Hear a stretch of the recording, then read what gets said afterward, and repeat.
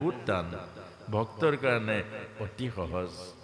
এজন ভক্ত অৰ্থাৎ এজন পুত্ৰই ৰাষ্ট্ৰপতি বাপেকৰ কান্ধত উঠি নাচিব যে সৰ্বসাধাৰণৰ কাৰণে কল্পনাৰ অগোচৰ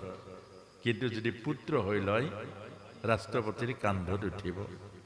আৰু যদি সম্বন্ধটো দূৰণিৰ হয় তেতিয়াহ'লে ওচৰ যাবলৈ বহুত টান হৈ যাব সেইকাৰণে ভগৱানক সেইকাৰণে সখীত্বৰ বান্ধনেৰে বান্ধি লওক এজন সখী যেতিয়া ভগৱান হৈ যাব মনৰ চব কথা ক'ব পাৰিব ডিঙিত ধৰিব পাৰিব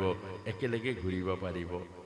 সেইকাৰণে ভগৱানক আপোন কৰি লওক সখী কৰি লওক স্বামী কৰি লওক পিতৃ বুলি কৰি লওক ভগৱানক যেতিয়া সম্বন্ধটো জুৰি যাব তেতিয়া সহজ হৈ যাব এজন যদি প্ৰেমী বন্ধু কৰি লয় ভগৱানক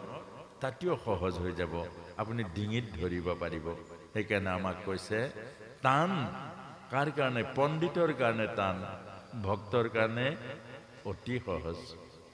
সহজ ভক্তৰ কাৰণে সেইকাৰণে ভক্ত হওক ভগৱানৰ আজ্ঞা পালন কৰা ভক্ত যদি হয়